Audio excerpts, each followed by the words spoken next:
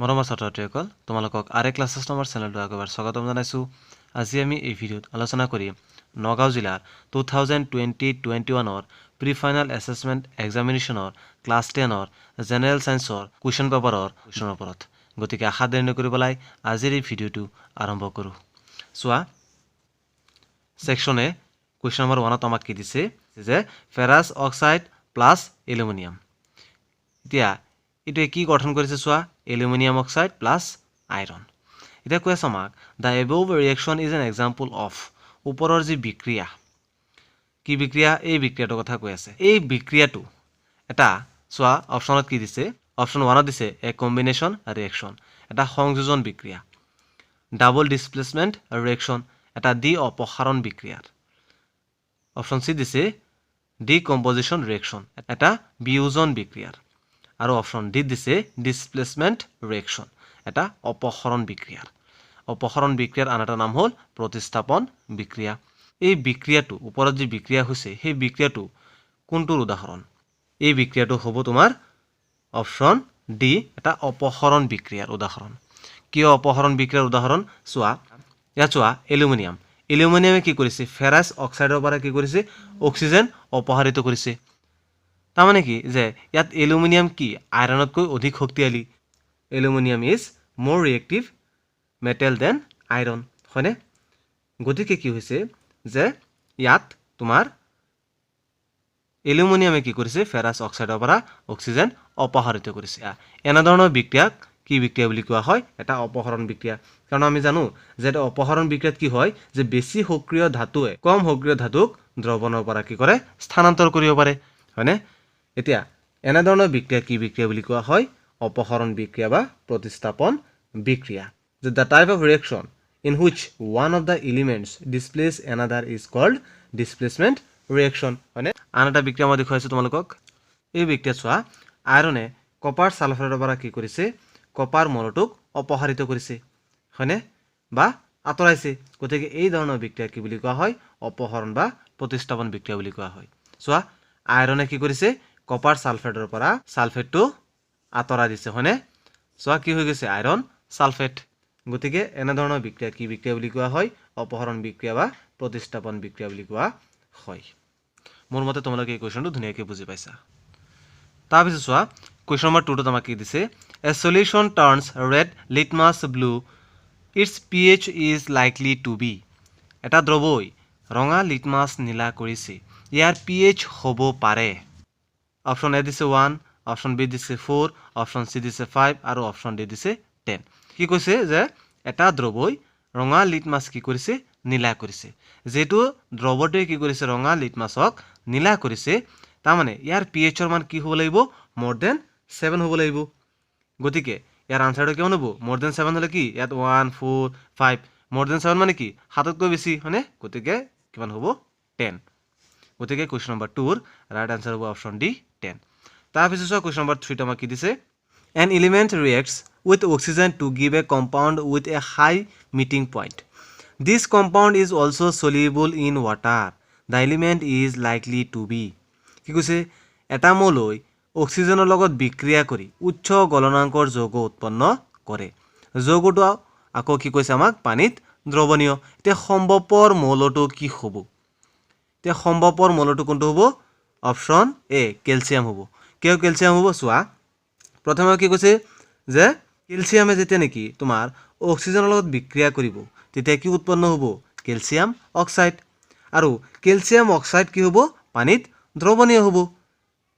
কি কৈছোঁ যে কেলছিয়ামে যেতিয়া পানীৰ লগত তোমাৰ বিক্ৰিয়া কৰিব, কেলছিয়ামে পানীৰ লগত বিক্ৰিয়া কৰিলে কি উৎপন্ন হ'ব? Calcium oxide. আৰু কেলছিয়াম অক্সাইড পানীত দ্ৰৱণীয়। যেহেতু কেলছিয়াম অক্সাইড পানীত দ্ৰৱণীয়, গতিকে কেলছিয়াম অক্সাইড যদি আমি পানীত দ্ৰৱণীয় কৰোঁ তেতিয়াহ'লে আমি কি পাম? কেলছিয়াম হাইড্ৰক্সাইড পাম। গতিকে সম্ভৱপৰ মৌলটো কি হ'ব? কেলছিয়াম হ'ব। গতিকে মোৰ মতে তোমালোকে এই কুৱেশ্যনটো ধুনীয়াকৈ বুজি পাইছে। গতিকে কুৱেশ্যন নম্বৰ 3 ৰাইট আনচাৰ কি আছে? এ, হয়নে? কেলছিয়াম। তাৰপিছত চোৱা question number 4 butanone is a 4 carbon compound with the functional group. 4টা কাৰ্বনৰ যৌগ বিউটাননত থকা কাৰ্যকৰী মূলক হ'ল। অপশ্যন 1ত দিছে কাৰ্বক্সিলিক এচিড, অপশ্যন 2 দিছে এলডিহাইড, অপশ্যন চি দিছে কিটন আৰু অপশ্যন ডি দিছে এলকহল গতিকে এই কুৱেশ্যনটোৰ ৰাইট আনচাৰ হ'ব কিটন গতিকে কুৱেশ্যন নম্বৰ 4 ৰাইট আনচাৰ হ'ল অপশ্যন চি কিটন তাৰপিছত চোৱা কুৱেশ্যন নম্বৰ 5 কুৱেশ্যন নম্বৰ 5ত কি কৈছে element X forms a chloride with the formula Xl2 which is a solid with a high melting point. X would most likely be in the same group of the periodic table as কি কৈছে যে মৌল X এ HCl2 হনে সংকেতৰ chloride কি কৰি আছে গঠন কৰি আছে এতিয়া ই উচ্চ গলনাংকযুক্ত এটা গোটা পদাৰ্থ মৌল X তলৰ কোনটোৰে সৈতে একেটা বৰ্গতে থকাৰ সম্ভাৱনা সকলোতকৈ বেছি চোৱা অপশ্যন এ আমাক দি আছে সোডিয়াম অপশ্যন বি দি আছে মেগনেছিয়াম অপশ্যন সি দি আছে এলুমিনিয়াম আৰু অপশ্যন ডি দি আছে সিলিকন এতিয়া চোৱা কোনটো হ'ব ইয়াৰ আমি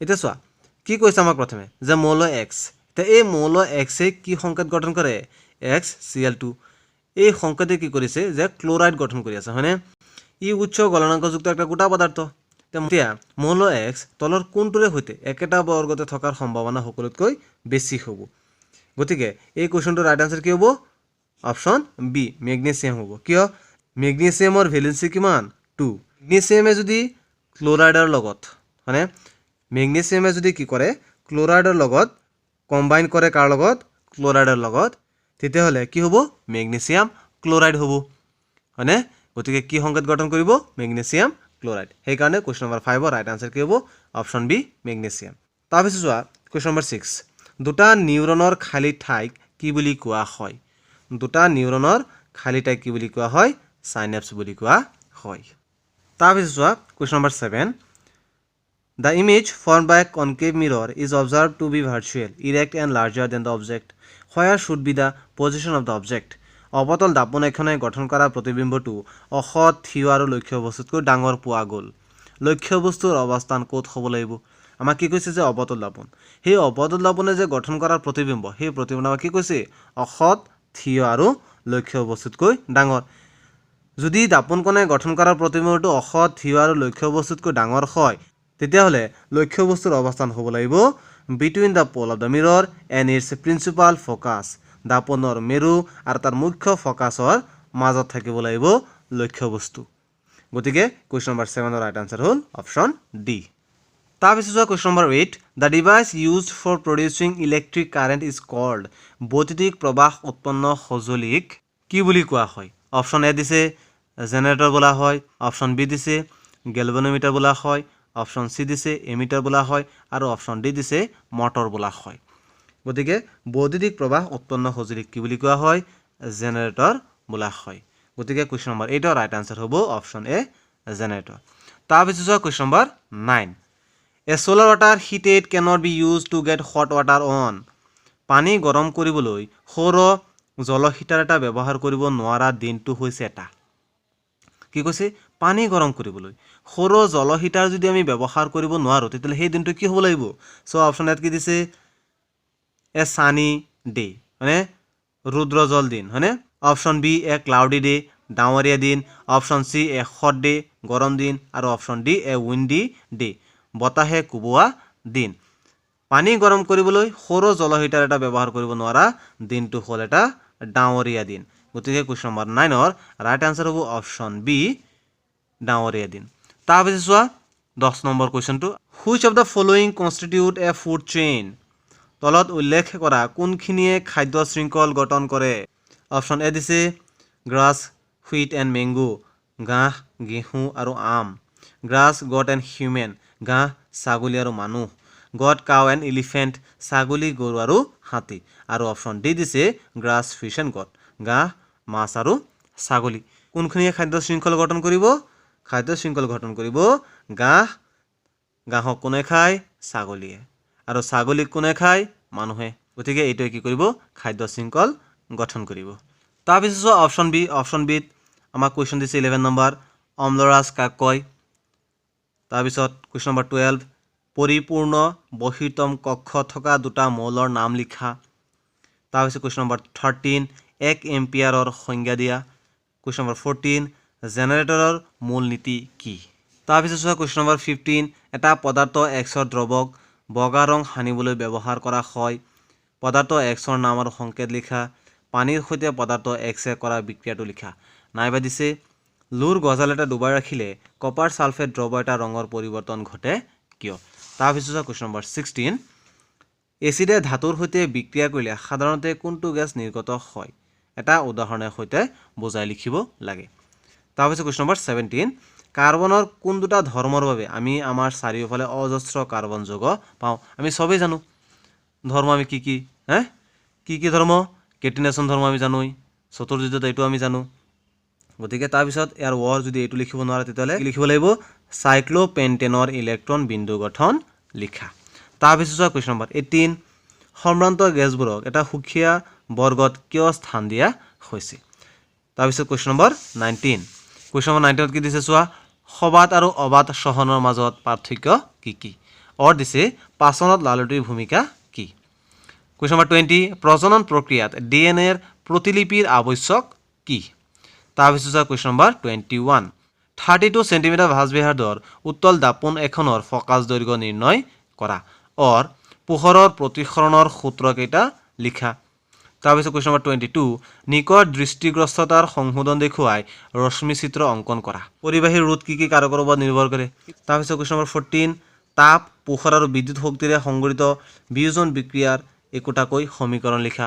আৰু যদি তুমি এইটো লিখিব নোৱাৰা তেতিয়াহ'লে অৰ দিছে তাপবৰ্জী আৰু তাপগ্ৰাহী বিক্ৰিয়া বুলিলে কি বুজায়? উদাহৰণ দিয়া। তাৰপিছত কুৱেশ্যন নম্বৰ 25 তোমাৰ হাতত এ আৰু বি দুটা দ্ৰৱ আছে। দ্ৰৱ এৰ pHৰ মান 6 আৰু দ্ৰৱ বিৰ pHৰ মান 8। কোনটো দ্ৰৱত হাইড্ৰজেন আয়নৰ গাঢ়তা বেছি? কোনটো আম্লিক আৰু কোনটো ক্ষাৰকীয়? নাইবা আমাক দিছে আৰু অধাতব অক্সাইড ক্ষাৰকৰ সৈতে বিক্ৰিয়া কৰিলে কি উৎপন্ন হয়? উদাহৰণ দিয়া। 2 মাৰ্কছ দিছে 1+1। তাৰপিছত কুৱেশ্যন নম্বৰ বি দিছে আমাক ছডিয়াম হাইড্ৰক্সাইড আৰু জিংক ধাতুৰ মাজৰ বিক্ৰিয়াটোৰ সমীকৰণ লিখা। তাৰপিছত চোৱা কুৱেশ্যন নম্বৰ 26 তলৰ যৌগবোৰৰ গঠন আঁকি দেখুওৱা। কাৰ্বন ডাই অক্সাইড আৰু ছালফাৰ ডাই অক্সাইড। কি কৈছে? যৌগবোৰৰ গঠন আঁকিবলৈ আমাৰ দেখুৱাব লাগে কি কাৰ কাৰ্বন ডাই অক্সাইড আৰু ছালফাৰ ডাই অক্সাইড। বি দিছে কোনবোৰ হাইড্ৰকাৰ্বনে প্ৰতিস্থাপন বিক্ৰিয়া প্ৰদৰ্শন কৰে? প্ৰতিস্থাপন বিক্ৰিয়া কি আছিলে? অপহৰণ বিক্ৰিয়া। অপহৰণ বিক্ৰিয়াক আমি প্ৰতিস্থাপন বিক্ৰিয়া বুলিও কওঁ। তাৰপিছত কুৱেশ্যন নম্বৰ 27 পৰ্যায়বৃত্ত তালিকাত তিনিটা মূল এ বি চিৰ স্থানসমূহ তলত দেখুওৱা হৈছে। বৰ্গ 16 আৰু বৰ্গ 17। তাৰপিছত প্ৰশ্ন আমাক সুধিছে যে মৌল এ ধাতু নে অধাতু? তাৰপিছত কুৱেশ্যন নম্বৰ বি দিছে চি মৌলটো এতকৈ বেছি সক্ৰিয় নে কম সক্ৰিয়? তাৰপিছত চোৱা কুৱেশ্যন নম্বৰ চি দিছে চি মৌলটো আকাৰত বিতকৈ ডাঙৰ নে সৰু? কুৱেশ্যন নম্বৰ 28 এ দিছে আমাৰ পাকস্থলীত এচিডৰ ভূমিকা কি? নাইবা লহিকা কি? মানৱ শৰীৰত ইয়াৰ ভূমিকা কি? তাৰপিছত চোৱা বি নম্বৰত দিছে মানুহৰ মুখ গহ্বৰত থকা পাচক উৎসেচকটোৰ নাম কি? 29 দীৰ্ঘছত এপাহ সম্পূৰ্ণ ফুলৰ চিহ্নিত চিত্ৰ অংকন কৰা। তাৰপিছত চোৱা কুৱেশ্যন নম্বৰ 30 চকুৰ উপযোজন ক্ষমতা কি? তাৰপিছত চোৱা কুৱেশ্যন নম্বৰ 30 বি প্ৰিজমৰ মাজেৰে পোহৰৰ প্ৰতিসৰণৰ ৰশ্মি চিত্ৰ দেখুওৱা। অৰ দিছে তৰাই তিৰবিৰাই কিয়? তাৰপিছত চোৱা ডিত দিছে বৰষুণৰ পিছত আকাশত ৰামধেনু কিয় সৃষ্টি হয়? কুৱেশ্যন নম্বৰ 31 20 ডিগ্ৰী চেলচিয়াছ উষ্ণতাত 1 মিটাৰ দৈৰ্ঘ্যৰ ধাতুৰ তাঁৰ এডালৰ ৰোধ 26 ওম। যদি তাঁৰডালৰ ব্যাস 0.3 মিলিমিটাৰ হয় তেন্তে সেই উষ্ণতাত ধাতুৰ ৰোধকতা কিমান? কি উলিয়াব লাগে? ৰোধকতা উলিয়াব লাগে। তাৰমানে ৰোধকতা কি আছিলে? ৰৌ উলিয়াব লাগে। তাৰপিছত 32 বৈদ্যুতিক মটৰৰ চিহ্নিত চিত্ৰ অংকন কৰা। ইয়াৰ কাৰ্যপ্ৰণালী ব্যাখ্যা কৰা। নাইবা ফ্লেমিংগৰ বাঁওখতীয়া নীতিটো লিখা। এই দুটাৰ পৰা যিকোনো এটা লিখিলেই হ'ল। তাৰপিছত চোৱা বি দিছে বৈদ্যুতিক মটৰত ফলা আঙুঠিৰ ভূমিকা কি? কুৱেশ্যন নম্বৰ 33 এ দিছে জীৱাশ্মজাত ইন্ধনৰ অসুবিধাসমূহ কি কি? বি দিছে ক্ষয়িষ্ণু বুলি বিবেচনা কৰা শক্তিৰ দুটা উৎসৰ নাম লিখা। কুৱেশ্যন নম্বৰ 34 পৌষ্টিক স্তৰ কি? উদাহৰণ সহ এটা খাদ্য শৃংখলৰ বিভিন্ন পৌষ্টিক স্তৰৰ বিষয়ে লিখা। অৰ দিছে এ নম্বৰটো পৰিস্থিতি তন্ত্ৰত বিয়োজকৰ ভূমিকা কি? আৰু বিত দিছে জৈৱিক বিবৰ্ধক কি? তাৰপিছত কুৱেশ্যন নম্বৰ 35 এ দিছে ইলেক্ট্ৰন স্থানান্তৰৰ জৰিয়তে মেগনেছিয়াম অক্সাইডৰ গঠন লিখা। MgOৰ গঠন লিখিব লাগে। তাৰপিছত বি দিছে উভয়ধৰ্মী অক্সাইড কাক বোলে উভয়ধৰ্মী অক্সাইড কাক কয় দুটা উভয়ধৰ্মী অক্সাইডৰ নাম লিখা চি দিছে থাৰ্মিট বিক্ৰিয়াটোৰ সমীকৰণটো লিখা নাইবা তাপজাৰণ আৰু দগ্ধীকৰণৰ মাজত পাৰ্থক্য উল্লেখ কৰা বি দিছে লঘু হাইড্ৰক্লৰিক এচিডত এটা সক্ৰিয় ধাতু দিলে কি গেছ উৎপন্ন হয় আইৰনে লঘু H2SO4 ৰ লগত কৰা বিক্ৰিয়াটোৰ সমীকৰণ লিখা তাৰপিছত কোৱেশ্চন নম্বৰ চি দিছে কোন অধাতুৱে বিদ্যুৎ পৰিবাহিত কৰে তাৰপিছত কোৱেশ্চন নম্বৰ 36 কি প্ৰথাৰে বিভিন্ন জীৱদেশত গ্লুকোজ জাৰি নাইবা মানুহৰ দেহত সংঘটিত দ্বৈত ৰক্ত সংবহন তন্ত্ৰটো বৰ্ণনা কৰা ইয়াৰ প্ৰয়োজন কি তাৰপিছত কোৱেশ্চন নম্বৰ 37 প্ৰতিক্ৰিয়া আৰু খোজকঢ়াৰ মাজত পাৰ্থক্য লিখা বি দিছে নিউৰনৰ গঠন আৰু কাৰ্য বৰ্ণনা কৰা অৰ দিছে প্ৰতিক্ৰিয়া কাক কয় ই মানুহক কেনেদৰে সহায় কৰে বি নম্বৰ দিছে ঐচ্ছিক্ৰিয়া আৰু প্ৰতিক্ৰিয়াৰ মাজত পাৰ্থক্য কেনেকৈ উলিয়াবা 38 মানুহৰ সন্তানৰ লিংগ নিৰ্ধাৰণ কিদৰে কৰা হয় নাইবা মেণ্ডেলৰ একৰণ পৰীক্ষাটো বৰ্ণনা কৰা বি দিছে জীৱৰ জীৱনকালত আৰ্জিত চৰিত্ৰবিলাকৰ তাৰ সতি সন্ততিলৈ কিয় বংশানুক্ৰমিক প্ৰবাহ নঘটে তাৰপিছত চোৱা কুৱেশ্যন নম্বৰ 39 15 সেন্টিমিটাৰ ফকাছ দৈৰ্ঘ্যৰ অৱতল দাপোন এখনৰ সন্মুখত 25 সেন্টিমিটাৰ দূৰত্বত 4 সেন্টিমিটাৰ আকাৰৰ লক্ষ্যবস্তু এটা ৰখা হৈছে স্পষ্ট প্ৰতিবিম্ব এটা পাবলৈ দাপোনখনৰ পৰা কিমান দূৰত্বত পৰ্দা এখন ৰাখিব লাগিব প্ৰতিবিম্বৰ প্ৰকৃতি আৰু আকাৰ নিৰ্ণয় কৰা তাৰপিছত চোৱা বি দিছে হীৰাৰ প্ৰতিহৰণাংক 2.42 এই উক্তিটোৰ অৰ্থ কি নাইবা 30 সেন্টিমিটাৰ ভাঁজ বিহাৰদাৰ উত্তল দাপোন এখনৰ সন্মুখত 20 সেন্টিমিটাৰ দূৰত্বত 5 সেন্টিমিটাৰ দৈৰ্ঘ্যৰ বস্তু এটা ৰখা হ'ল প্ৰতিবিম্বৰ অৱস্থান ইয়াৰ প্ৰকৃতি আৰু আকাৰ নিৰ্ণয় কৰা বি নম্বৰ দিছে গাড়ীৰ পিছলৈ চোৱা দাপোন হিচাপে উত্তল দাপোন কিয় পছন্দ কৰা হয় এইখিনি আছিল